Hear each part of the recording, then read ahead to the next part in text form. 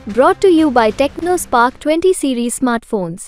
ये चुनाव तो चुनौती का ही होता है और हमारा समीकरण मजबूत है, हमारी पार्टी मजबूत है, हमारे कार्यकर्ता हम लोग सभी मजबूती से चुनाव लड़ रहे हैं। कुछ भी कह लें, उनके भाई विधायक हैं, 3 बार से विधायक हैं। अब क्षेत्र के लोगों को कहीं दिखाई दे रहे हों, एक कोई काम उनका कहीं दिखाई दे रहा हो। 100% हमारी जीत है और ये दूसरे और तीसरे नंबर पे विरोधी गुट जो है वो डिसाइड करें कि दूसरे पे कौन है, तीसरे पे कौन है। हमारी जीत निश्चित है। पश्चिमी यूपी की कैराना लोकसभा सीट पर एक बार फिर हसन परिवार मैदान में।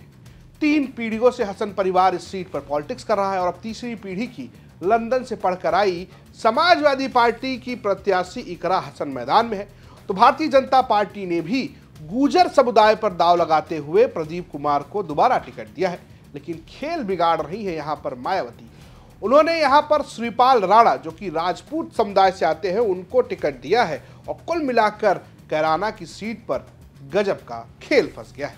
देखिए, समाजवादी पार्टी ने यहाँ से इकरा हसन को टिकट दिया है। मैं आपको बता दूं, इकरा हसन नाहिद हसन की छोटी बहन है। नाहिद हसन काफ़ी एक जाने माने चेहरे यहाँ पर हैं, क्षेत्र की राजनीति में हैं। हालांकि विधानसभा चुनाव की पृष्ठभूमि में वो यहाँ पर नहीं थे, वो उस वक्त जेल में थे और उसी दौरान उनकी बहन ने बहुत बढ़ चढ़कर उनके लिए वोट मांगे, अपने भाई के लिए वोट मांगे। वो जगह जगह गई, तमाम लोगों से बात की और उस वक्त वो काफ़ी प्रोमिनेंटली एक राजनीतिक परिप्रेक्ष्य में उन्होंने अपनी एक जगह बनाई। जो वर्तमान में सांसद है और दूसरी बार भाजपा ने दांव खेला है, वो क्षेत्र में नहीं गए, जनता की अपेक्षा पर खरा नहीं उतरे।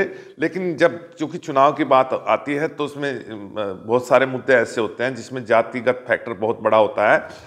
वैसे हम कैराना अगर सीट की बात करें तो यहाँ पर हमेशा 2 गुर्जर परिवार की राजनीति का ही दबदबा है। एक तो हसन परिवार है जो आप कह सकते हैं कि लगातार सांसद रहे, विधायक रहे, राज्यसभा रहे, मुनव्वर हसन। इसके अलावा अगर आप बात करेंगे तो दूसरा हुकुम सिंह का परिवार रहा है जो यहाँ पर पॉलिटिक्स करता रहा और इन्हीं दोनों परिवारों के बीच पॉलिटिक्स रही। दरअसल कैराना की सीट पर पॉलिटिक्स ही गुर्जर समुदाय का है, क्योंकि यहाँ पर हिंदू गुर्जर और मुसलमान गुर्जर धर्म छोड़कर जाति के आधार पर एक साथ होकर वोट कर देते हैं। यही वजह है कि अगर आप पिछले 4 चुनाव उठाकर देखेंगे तो यहाँ सिर्फ आपको गुर्जर सांसद ही नजर आएगा। अगर हम बात करें 2019 की तो प्रदीप कुमार यहाँ से सांसद बने, जबकि 2018 उपचुनाव की बात करें तो तबस्सुम हसन बेगम जो कि मुनव्वर हसन की पत्नी है, वो भी गुर्जर है, वो सांसद बनी। 2014 में हुकम सिंह जो गुर्जर थे वो चुनाव जीते थे, जबकि 2009 में तबस्सुम हसन बेगम बसपा से यहाँ चुनाव जीती थी। कुल मिलाकर अगर आप देखेंगे तो लगातार गुर्जर समुदाय का ही यहाँ कब्जा रहा है। वैसे अगर जाति समीकरण भी देखेंगे तो मुस्लिम समुदाय यहाँ पर सबसे ज्यादा आपको प्रभावशाली नजर आता है।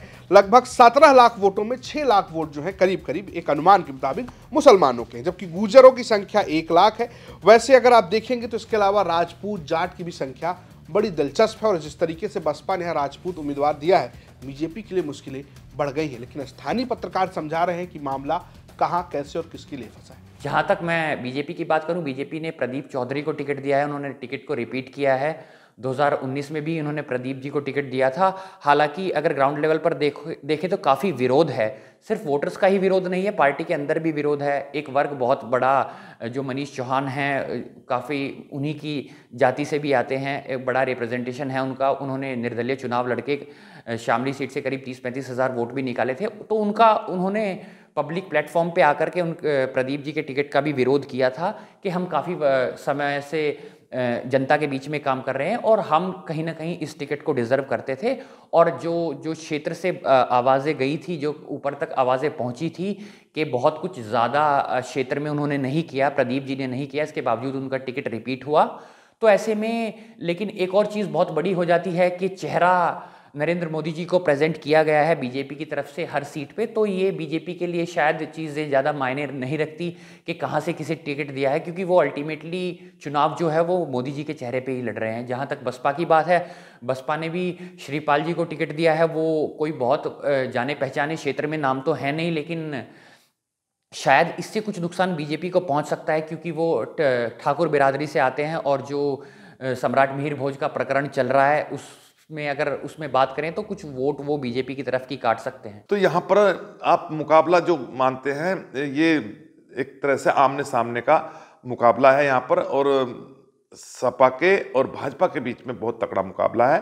देखिए, जहां भाजपा के साथ में एक बड़ा वर्ग है, वहीं सपा की जो कैंडिडेट है वो एक युवा कैंडिडेट है, और उसके साथ बहुत सारे युवा जो दूसरे वर्गों के या दूसरे जाति की इस वजह से भी जुड़े हैं क्योंकि वो सोशल मीडिया पर काफ़ी एक्टिव है।